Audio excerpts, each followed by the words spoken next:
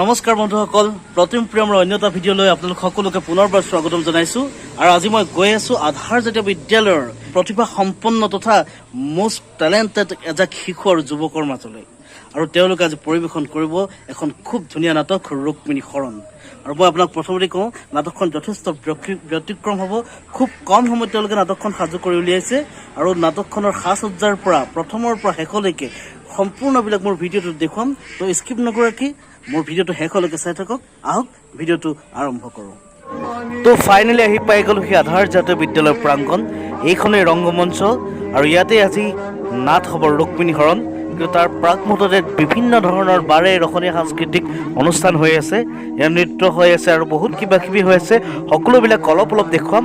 আৰু ইয়াৰ পাছত এতিয়া মই ভিতৰলৈ যাম, গ্ৰীণ ৰুমত যাম। তাত কোনে কোনে সাজ সজ্জা কৰিছে, কোনে কোনে কি ভাও লৈছে, কেনেকৈ আহি মঞ্চত উঠিব, কি কৰিব, সকলোবিলাক দেখুৱাম। শেষলৈকে ভিডিঅ'টো চাই থাকক।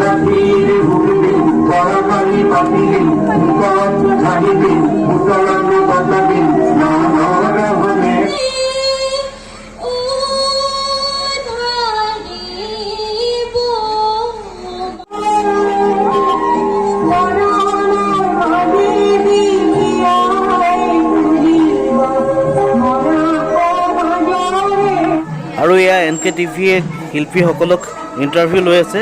তো ময়ো যাম অলপ পিছত তেওঁলোকৰ ওচৰলৈ, কোনে কোনে কি ভাও কৰিছে সুধিম। ভীষ্মৰ অভিনয় কৰিছে, কোৱা ভাওনাখনৰ বিষয়ে কোৱা। কষ্ট হৈছে 10 দিন, এটা ডাইলগ সৰু। আধে পাত্র মন্ত্রী জাতি হব আমার দুহিতা রূপকমণি বিবাহক যোগ্য ভেদ কন্যা কহাদি খবর কোন খানে ঠিক অবহি বিমরিকে কয় বলে হামু জানো এক দৈবকী নন্দন কৃষ্ণ। তোমাৰ নামটো অৰ্জুন নামটো বুৰুজ বনিছে দিয়া।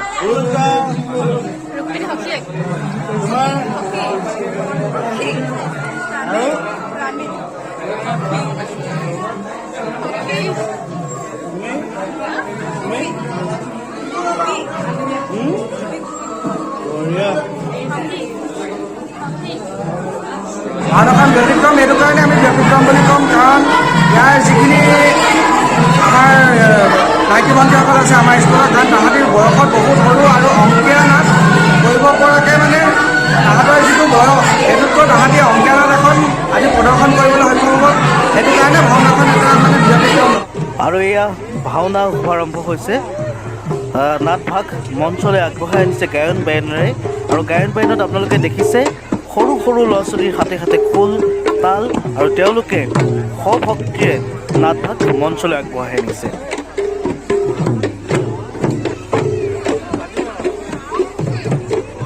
আৰু এয়া গায়ন বায়ন সাজু হৈছে আৰু মঞ্চত এয়া তেওঁলোকে গায়ন বায়ন পৰিৱেশন কৰি আছে। গোটেই পৰিৱেশটো চাওক, বহুত মানুহ হৈছে, শ শ মানুহ। আৰু ইয়াৰ আটাইতকৈ গুৰুত্বপূৰ্ণ কথাটো, প্ৰতিজনে শিশু, গায়ন বায়ন বজাই থকা প্ৰতিজনে শিশু নিখুঁতভাৱে খুব সুন্দৰকৈ তেওঁলোকে গায়ন বায়ন অনুষ্ঠানটো পৰিৱেশন কৰিছে। আৰু এয়া সূত্ৰ সাজু হৈছে, অলপ পাছত তেওঁ মঞ্চত প্ৰৱেশ কৰিব, জয়ধ্বনি দিছে। দেখুৱাইছোঁ গোটেই ভিডিঅ'টো, সকলোবিলাক দেখুৱাইছোঁ। স্কিপ নকৰাকৈ ভিডিঅ'টো শেষলৈকে চাই থাকক, আৰু ইণ্টাৰেষ্টিং হ'বলৈ গৈ আছে।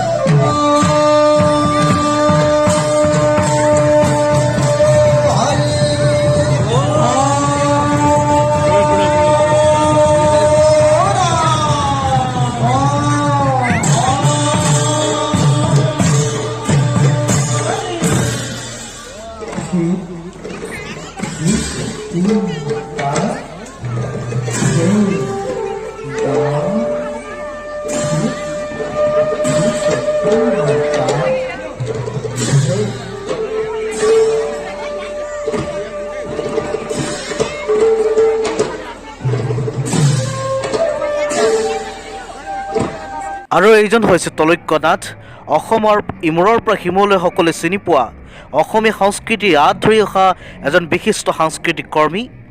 আধাৰ জাতীয় বিদ্যালয় আজি এই গোটেই পৰিৱেশটো বা আধাৰ জাতীয় বিদ্যালয়ৰ এই ধুনীয়া পৰিৱেশটো সৃষ্টি কৰাৰ আৰু ব্যক্তিজন হৈছে এয়া তলৈক্য নাথ। আজি নাটখনো তেওঁ পৰিচালনা কৰিছে, খুব ব্যস্ততাৰ মাজত আছে। তাৰ মাজতে আমি তেওঁৰ পৰা দুআষাৰ শুনিবলৈ যত্ন কৰিম।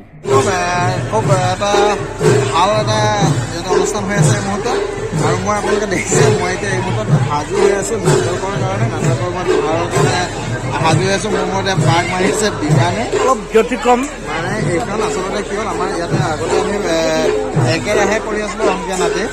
তাৰ মাজতে লকডাউনৰ কাৰণে আমাৰ ৰখিছিলে, কিন্তু এইবাৰ আমি পুনৰ অংকীয়া নাটখন আমি কৰিছোঁ। এইবাৰ আমাৰ স্কুলৰ 237 জনৰ গোটেই 237জন ল'ৰা ছোৱালীক লৈ আমি, মানে কি হয় আচলত অংকীয়া নাটক কি হয়, সাধাৰণতে অংকীয়া নাটক কম চৰ্চা হয়। সেইটো কাৰণে আমি 2009 চনৰ পৰা ইয়াত একেৰাহে চেষ্টা কৰি আছোঁ। এইবাৰ আমি এই অংকীয়া নাটখন আচলতে আমি 2013 চনৰ পৰা কৰি আছোঁ। ৰুক্মিণী হৰণ প্ৰত্যেক বছৰে নতুন নতুন ল'ৰা ছোৱালী আহি আছে। আমি প্ৰত্যেকটো ল'ৰা ছোৱালীকে শিকাই গৈ আছোঁ। আৰু মানে এনেকুৱা ধৰণৰ হৈছে আমাৰ এনেকুৱা ধৰণৰ চিন্তা যে ইয়াৰ পৰা যিখিনি ল'ৰা ছোৱালী মেট্ৰিক পাছ কৰি ওলাই যাব, আমি ভাবোঁ যে প্ৰত্যেকটো ল'ৰা ছোৱালীয়ে মহাপুৰুষজনাৰ এই অমৰ সৃষ্টিখিনি জানি বুজিহে যাব লাগিব আমাৰ বিদ্যালয়ৰ পৰা। এইটোৱে মানে আমি এটা প্ৰয়াস কৰি আছোঁ। সফল নাই হোৱা বুলি নকওঁ, আমি সফল হৈছোঁ বুলিয়ে ক'ম, কাৰণ আমাৰ ল'ৰা ছোৱালী যিখিনি ওলাই গৈছে এতিয়ালৈকে বিভিন্ন ঠাইত খুব ধুনীয়াকৈ অনুষ্ঠান পৰিৱেশন কৰি আছে। সদ্যহতে মই এইখিনিকে আগবঢ়াম। আৰু ইতিমধ্যে নাটক আৰম্ভ হৈ গৈছে। এতিয়া মই পোনে যাম নাটকৰ কিছু দৃশ্যাংশ দেখুৱাবলৈ। শ মানুহ দৰ্শক আহি ইয়াত উপস্থিত হৈছেহি। মই নাটকৰ কিছু দৃশ্যাংশ দেখুৱাবলৈ যত্ন কৰিম। আৰু এয়া কৃষ্ণ আৰু উদ্ধৱ।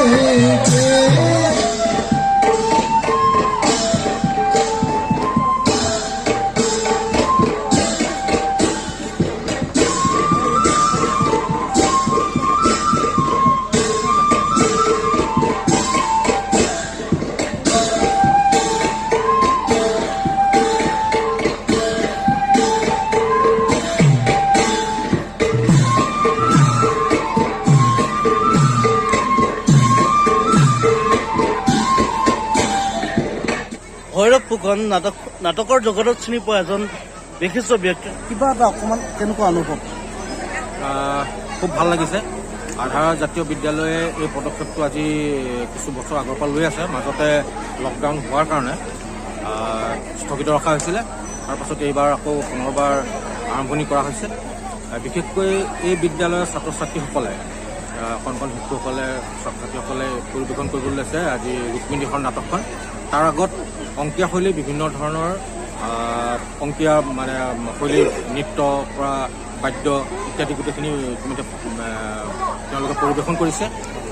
আমি খুব আশাবাদী ইয়াৰ পৰা অন্ততঃ কণ শিশুসকলে নাটকৰ উপৰিও মানে শংকৰী যথেষ্টখিনি তেওঁলোকে জ্ঞান অৰ্জন কৰিছে।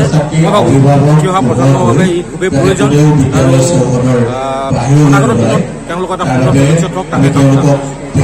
আৰু এতিয়া দেৰি নকৰি নাটকৰ কেইটামান খুব ধুনীয়া দৃশ্য চলি আছে, আপোনালোকক দেখুৱাবলৈ যত্ন কৰিম।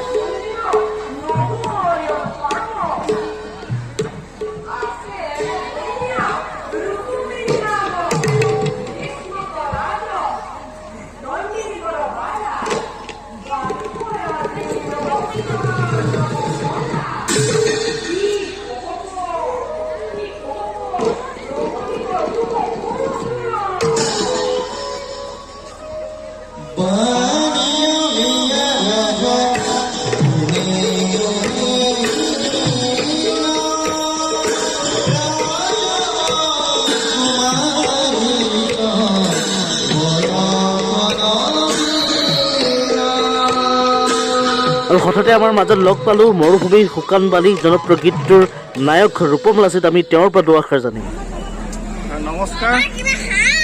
প্ৰথমে মই ভাইটি প্ৰতিম প্ৰিয়মক ধন্যবাদ জনাইছোঁ, আজি এই মুহূৰ্তত লগ পাইছোঁ।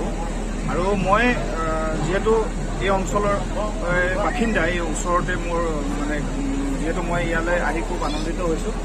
আৰু এই মুহূৰ্তত মই লগ পালোঁ প্ৰতিম প্ৰিয়মক আৰু ভাল লাগিছে। আৰু বিশেষকৈ ভাওনাখনৰ মই খুবেই আশাবাদী, যিহেতু ষ্টুডেণ্টবিলাকে কৰিছে, সৰু সৰু কণ ছাত্ৰ ছাত্ৰীসকলে কৰিছে, খুব ভাল হ'ব বুলি ভাবোঁ। বিশেষভাৱে এইটো মই এইকাৰণে অনুভৱ কৰিছোঁ যে তলৈক্য নাথ এজন খুব সুন্দৰ, তেওঁৰ এটা ভাৱধাৰা লৈ তেওঁ কাম কৰি আছে অভিনয় ক্ষেত্ৰখনত। যিহেতু তেখেতক মই মোৰ পৰিচিত, তো ভাল লাগিছে আৰু ভাল হ'ব বুলি মই আশাবাদী।